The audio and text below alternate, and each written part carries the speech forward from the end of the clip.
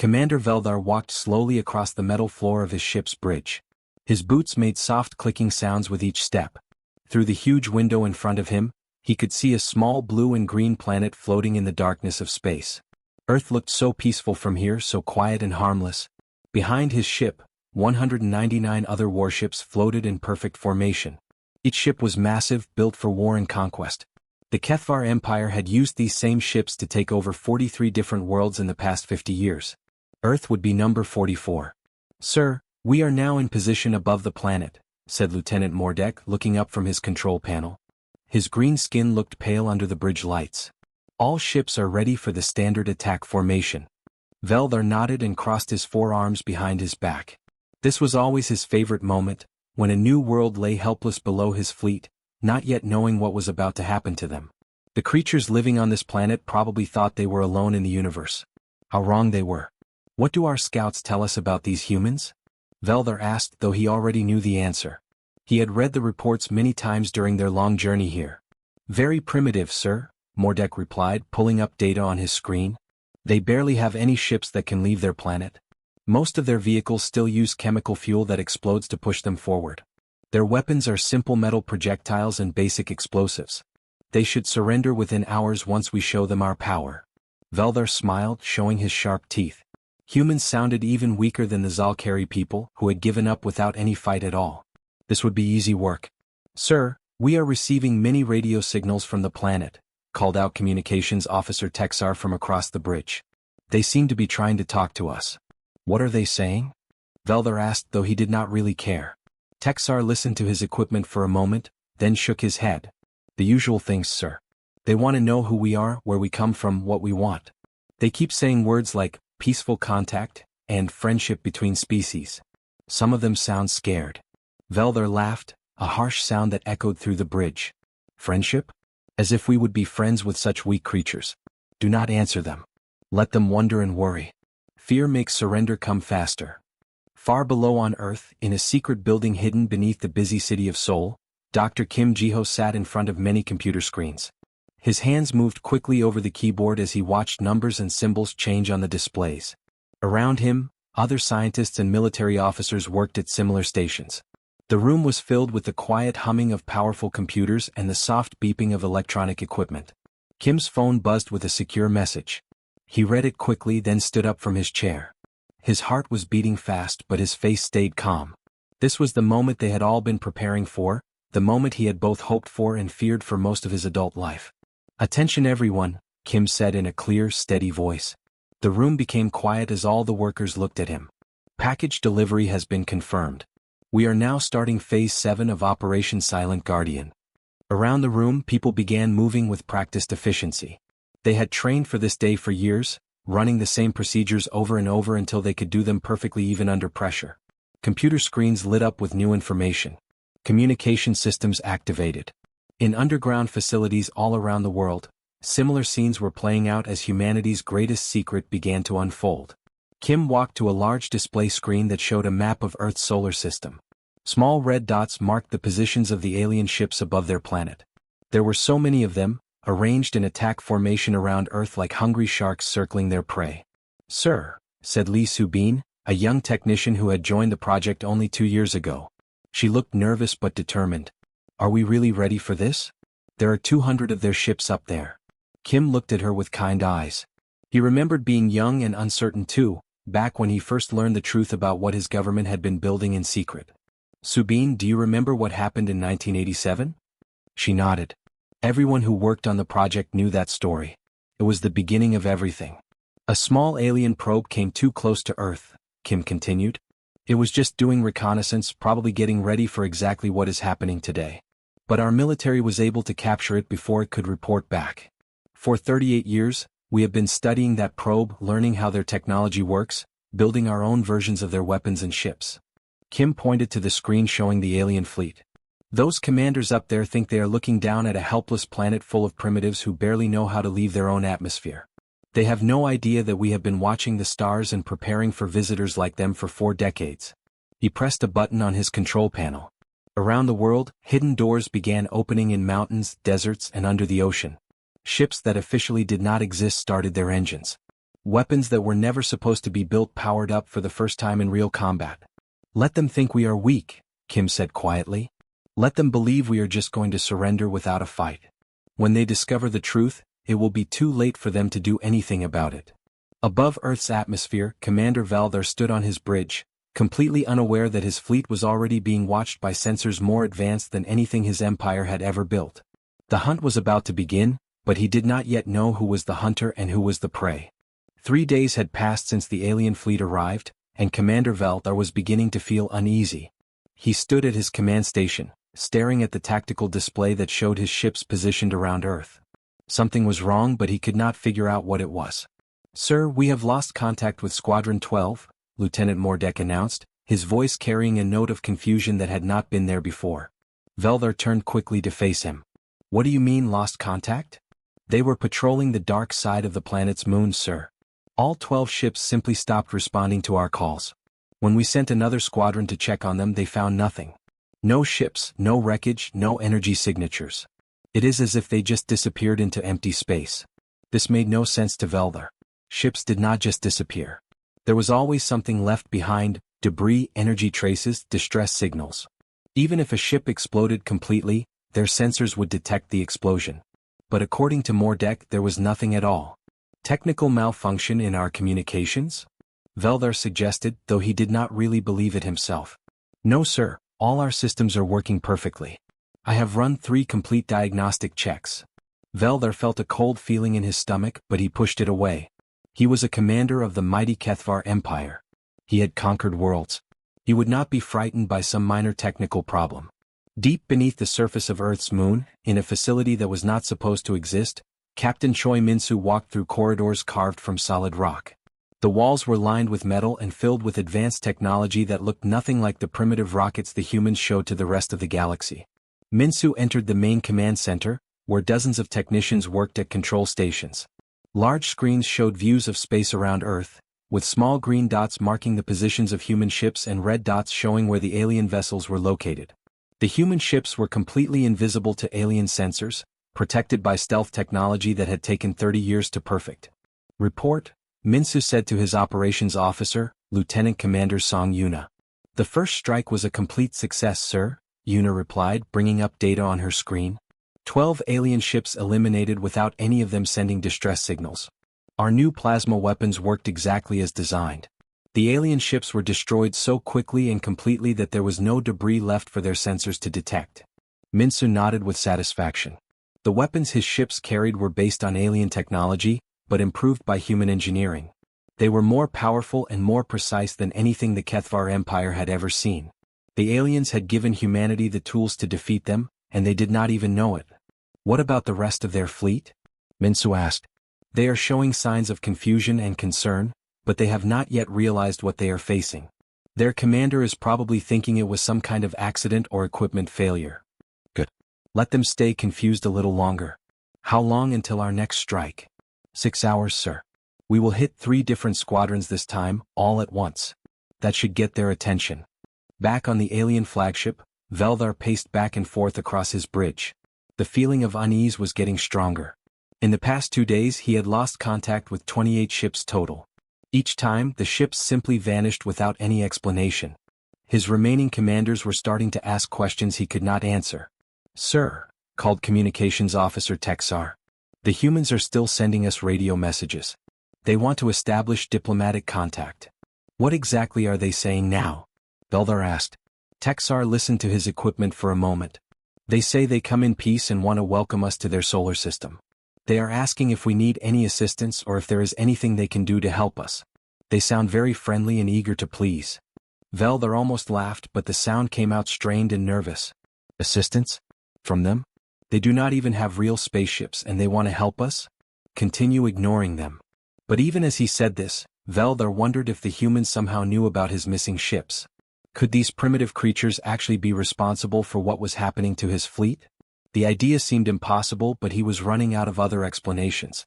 On Earth, in the secret facility beneath Sol, Director Park Miho studied reports coming in from around the globe.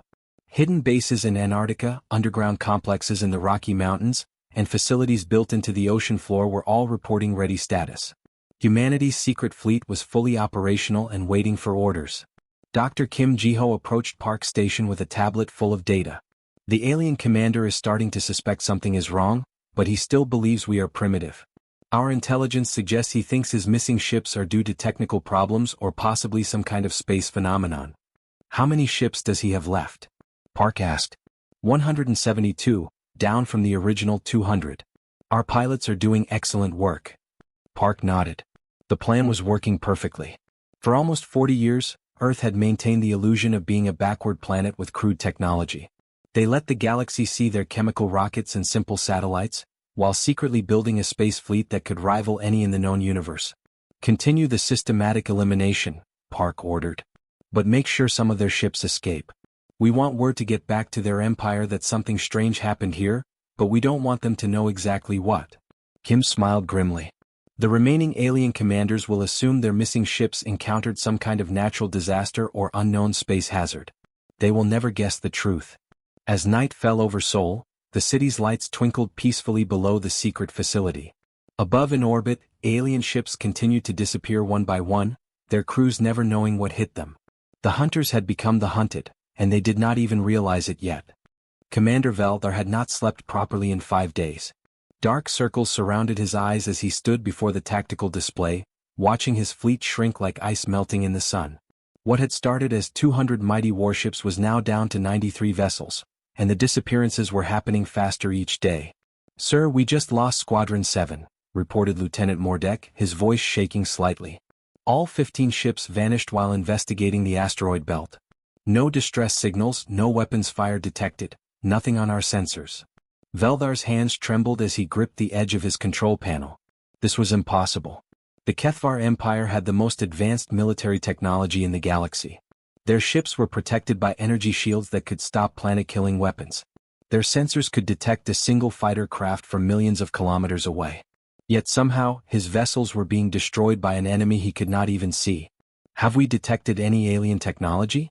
Any signs of advanced civilizations in this system? Veldar demanded. Nothing, sir. Our deep scans show only the primitive humans on their planet. Their most advanced vessels are still using chemical fuel systems that barely get them to their moon. According to our intelligence, their weapons are crude metal projectiles and simple explosive devices. Veldar wanted to believe this was true, but doubt was growing in his mind like a cancer. How could primitive humans be responsible for making his ships disappear? Yet what other explanation was there? Deep in the lunar facility, Captain Choi Min-soo reviewed the mission reports from his pilots. The attacks were going better than anyone had hoped. Human ships, invisible to alien sensors, were picking off enemy vessels with surgical precision. Each alien ship was completely destroyed by plasma weapons, leaving no trace for the survivors to study. "Sir, the aliens are starting to change their behavior," reported Lieutenant Commander Song Yuna. "They are grouping their ships closer together and sending out more patrol scouts. I think their commander is getting suspicious." Min-soo studied the tactical display showing the positions of all ships in the solar system. The red dots representing alien vessels were now clustered in tight defensive formations, while the green dots of human ships moved freely around them like wolves circling frightened sheep. "Good," Min-soo said. "Fear will make them make mistakes. What is our next target?" 3 squadrons are moving toward Mars to investigate some false sensor readings we planted. They will be isolated from the main fleet for 6 hours. Perfect for another strike. Excellent. Deploy strike groups 4, 5, and 6. I want all 3 alien squadrons eliminated simultaneously. Make sure there are no survivors to report back what they saw. On Earth, in a secure conference room beneath the Pentagon, military leaders from around the world watched live video feeds from the secret lunar base. General Park Seong-go, the Korean officer in charge of the operation, pointed to a large screen showing the alien fleet positions. "The enemy commander is clearly under extreme stress," Park explained to the gathered officials. "He has lost more than half his original force and has no idea what is happening to his ships. Our psychological analysis suggests he will soon attempt to withdraw from Earth orbit." "What happens when he tries to leave?" asked the American Secretary of Defense. "That is when we reveal ourselves," Park replied with a cold smile. "We have been letting some of his ships escape the individual attacks so far, but when he orders a full retreat, we will surround his entire remaining fleet. He will finally understand that Earth is not the helpless planet he thought it was." Dr. Kim Ji-ho, who had been quietly reviewing intelligence reports, looked up from his tablet. Our communications intercepts suggest the alien commander is considering sending a distress signal to his empire. Should we jam their transmissions? Not yet, Park answered. Let him send his messages. When his superiors receive reports about ships mysteriously vanishing near Earth, they will assume it was some kind of natural space phenomenon. They will never suspect that humans are responsible. Back on the alien flagship, Veldar was indeed preparing to contact his superiors. His pride as a commander warred with his growing fear for the safety of his remaining crews. He had never retreated from a primitive world before, but he had also never faced losses like this. Sir, incoming transmission from Admiral Zekmor at Fleet Headquarters, announced Texar. Veldar straightened his uniform and tried to compose himself before the holographic image of his superior appeared on the bridge. Admiral Zekmor was an old warrior with scars covering his face and neck, a veteran of dozens of conquest campaigns. Commander Veldar, report on your progress with the human world, the Admiral commanded. Sir, we have encountered some unexpected difficulties, Veldar began carefully. We have lost more than half our fleet to unknown causes. Ships are disappearing without trace or explanation. I believe we may have encountered some kind of dangerous space phenomenon in this system. The Admiral's eyes narrowed. Space phenomenon? Are you telling me that you are being defeated by empty space? Sir, I am not being defeated. I am being diminished. Something is destroying our ships, but our sensors cannot detect what it is. The humans appear to be as primitive as our reports indicated, but something else is at work here. Admiral Zekmor was quiet for a long moment, studying Veldar's face through the hologram. Commander, you will continue your mission. If there is indeed some unknown threat in that system, we need to understand what it is. I am sending reinforcements. Another 100 ships should arrive within 10 days. The transmission ended, leaving Veldar alone with his fears. More ships were coming, which meant more crews would be put at risk. He had to find out what was happening to his fleet before the reinforcements arrived, or hundreds more Kethvar warriors might share the fate of those who had already vanished. Unknown to him, human listening posts had intercepted every word of his conversation with Admiral Zekmor. Earth's defenders now knew that more alien ships were coming, and they were already making plans to welcome them. Commander Veldar stood frozen on his bridge, staring at the tactical display in complete disbelief. His fleet of 200 warships had been reduced to just 47 vessels, and now those remaining ships were surrounded by something that should have been impossible. Human ships. Not the crude chemical rockets his intelligence reports had described, but sleek, advanced vessels that seemed to appear from nowhere. They moved with a grace and speed that made his own warships look clumsy and slow. Energy readings from these mysterious human ships showed power levels that rivaled the best technology in the Kethvar Empire. Sir, we are receiving an incoming transmission, reported Communications Officer Texar, his voice barely above a whisper. It is coming from one of the human vessels. Put it through, Veldar ordered, though his mouth felt dry as sand. The main screen flickered, and the face of an elderly human appeared. The man had gray hair and calm, intelligent eyes. He wore a simple dark uniform with no decorations or rank insignia. When he spoke, it was in perfect Kethvar language with the proper accent and formal grammar that only came from years of study. Commander, the human said politely, I am Director Park Miho of Earth Defense Command. You entered our solar system without announcement or permission. We consider this an act of aggression. Veldar's jaw dropped open. This was impossible. Humans were primitive creatures who barely understood space travel. They should not even know other languages existed, let alone speak Kethvar better than some of his own officers. Impossible, Veldar whispered, then louder. This cannot be real.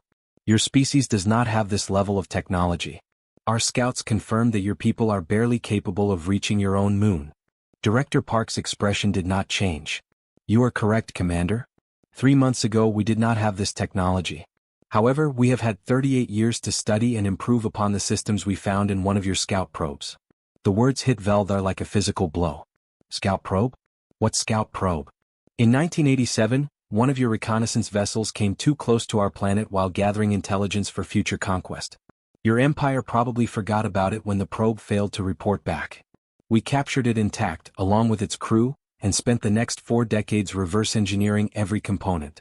Park paused, letting this information sink in. Your own technology taught us how to build ships like these, how to create weapons that can penetrate your shields, how to remain invisible to your sensors. We owe you a debt of gratitude for providing us with the tools to defend ourselves. Veldar felt the deck swaying beneath his feet, though he knew this was impossible in the zero gravity of space. His entire worldview was crumbling. The primitive planet he had come to conquer had been studying his people's technology for longer than he had been alive. "You have been watching us," he said, the words coming out as a statement rather than a question. "From the moment you entered our system," Park confirmed. "We tracked your fleet's approach for weeks before you arrived. We knew exactly how many ships you brought, what weapons you carried, what your standard attack formations would be. We have been systematically eliminating your vessels while studying your tactics and capabilities." Lieutenant Mordek stepped forward, his face pale with shock. "Sir, if they could destroy our ships so easily, why did they wait? Why not attack us immediately when we arrived?" Park seemed to hear the question through their open channel. "An excellent question from your officer. We waited because we wanted to learn as much as possible about Kethvar military procedures. Every ship we captured provided us with new intelligence about your empire's strengths and weaknesses. You have been very educational." The human's calm, almost friendly tone made everything worse. This was not the desperate last stand of a primitive species fighting for survival. This was a carefully planned operation conducted by beings who had been preparing for this moment for decades. "What do you want?" Veldar asked, his voice hoarse. "Surrender," Park replied simply. "Your remaining ships will be disabled and captured. Your crews will be taken prisoner and treated according to the standards of civilized warfare. No one else needs to die today."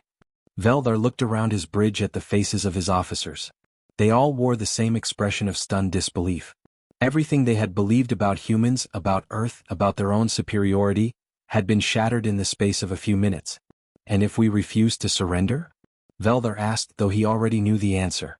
"Then you will join the rest of your fleet," Park said matter-of-factly. "The choice is yours, Commander, but I would recommend making it quickly. Our weapons are already locked onto your ships." As if summoned by his words, Veldar's tactical officer called out in a panicked voice, "Sir, we are being targeted by weapon systems I have never seen before. Energy signatures are off our charts. If they fire, our shields will not protect us." The bridge fell silent except for the quiet humming of electronic equipment. Veldar realized that his mighty fleet, the pride of the Kethvar Empire, had been outmatched from the very beginning. Earth had never been the helpless target he thought it was. Instead, he had led his ships into a carefully prepared trap. "How long?" he asked quietly. "How long have you been capable of this level of warfare?" Park's expression softened slightly, as if he felt some sympathy for the defeated commander. "We launched our first battle-ready ship 15 years ago. By the time your fleet arrived, we had more than 300 vessels patrolling our solar system. You never had a chance, Commander. You just did not know it." Veldar closed his eyes and took a deep breath. When he opened them again, he looked directly into the camera. "I surrender." The battle was over before it had truly begun, ended not by superior firepower, but by superior intelligence and preparation. Earth's greatest victory had been won by 38 years of patience. 6 months had passed since Commander Veldar's fleet disappeared, and the halls of the Galactic Council buzzed with worried whispers. Senator Haythek walked slowly through the marble corridors of the council building, his mind heavy with troubling reports that kept arriving from across the galaxy. In his private office, Haythek spread out data tablets across his desk, each one containing information about missing Kethvar fleets. The numbers were disturbing. First, Veldar's 200 ships had vanished near the primitive world called Earth. Then Fleet Commander Morgetha's expedition had disappeared in the same region. Most recently, Admiral Tekvor's massive assault force of 300 vessels had simply stopped communicating while approaching human space. "This makes no sense," Haythek muttered to himself, studying star charts that showed the locations where the fleets had last been seen. All of them had been traveling to or near the small blue planet inhabited by creatures that barely knew how to leave their own atmosphere. His assistant, a young Zephyrian named Colmus, entered the office carrying more reports. "Senator, Intelligence Director Vexmore is here to see you about the missing fleets." "Send him in," Haythek replied, gathering the tablets into a neat pile. Intelligence Director Vexmore was an old creature with gray skin and tired eyes who had served the Galactic Council for over 60 years. He moved slowly to the chair across from Haythek's desk and sat down with a heavy sigh. "What is your assessment of the situation?" Haythek asked directly. "Space anomalies," Vexmore replied without hesitation. "That region of the galaxy has always been unstable. Strange gravitational fields, unexplained energy readings, areas where ships' instruments malfunction. The Kethvar Empire should have known better than to send their fleets through such dangerous territory. Athek frowned. But 3 separate fleets? All lost in the same general area?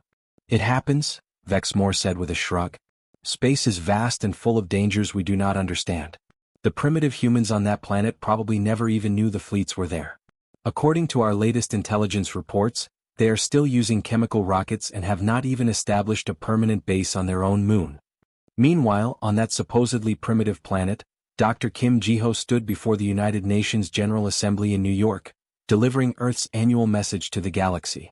The large hall was filled with diplomats and journalists from around the world, though none of them knew the real purpose behind Kim's carefully prepared speech.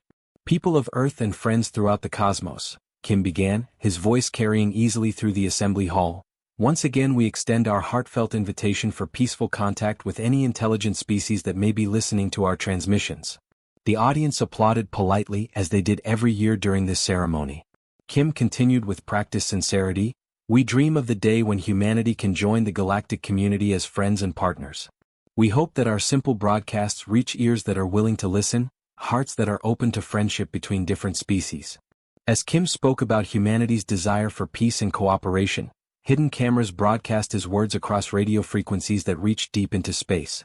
Any alien civilization monitoring Earth's communications would hear exactly what Kim wanted them to hear, the voice of a primitive, hopeful species that posed no threat to anyone. What the galaxy did not know was that beneath Kim's feet, in facilities buried deep under major cities around the world, humanity's true capabilities were expanding every day. The captured Kethvar ships had provided a treasure trove of advanced technology that human scientists were rapidly improving upon. In the secret research complex beneath Seoul, Director Park Miho walked through laboratories where teams of scientists studied alien weapons, propulsion systems and communication devices. Each captured vessel had taught them something new about galactic military capabilities and political structures. "How many ships do we have operational now?" Park asked his chief engineer, Lee Yun-ho, as they passed a hangar containing sleek human warships that officially did not exist. 237 combat-ready vessels, Yun-ho replied, consulting his tablet. Plus 46 captured alien ships that we have modified with our improvements. The new fusion drives are 30% more efficient than the original Kethvar designs. Park nodded with satisfaction. "And our intelligence-gathering operations?" "Excellent progress, sir. The captured alien crews have provided detailed information about 17 different galactic civilizations, including military strengths, political structures, and trade relationships. We now know more about galactic politics than most council members." They stopped in front of a massive viewing window that looked out into space, though the facility's location deep underground meant the view was actually provided by external cameras. Earth looked peaceful and innocent from this perspective, showing no signs of the advanced technology hidden beneath its surface. "The beauty of our situation," Park said quietly, "is that every species in the galaxy now has evidence that this region of space is dangerous. Ships that come here disappear mysteriously. No one will investigate too closely because they will assume it is some kind of natural hazard." Captain Choi Min-soo, now commanding humanity's most advanced warship, reviewed patrol schedules for the outer solar system. His vessel alone carried enough firepower to destroy entire planets, yet according to galactic intelligence reports, humans had not even perfected basic space flight. As he watched Earth turn slowly below, Min-soo allowed himself a small smile.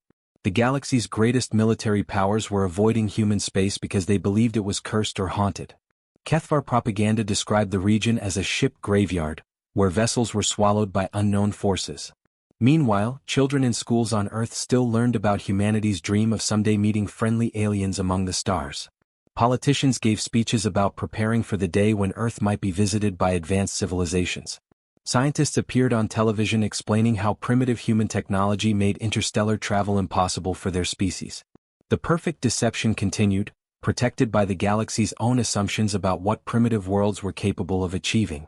As long as everyone believed Earth was helpless, Earth would remain safely hidden behind a shield of perceived weakness. And in the depths of space, human patrol ships moved silently through the darkness, watching and waiting for the next visitors who might make the mistake of approaching their world without permission.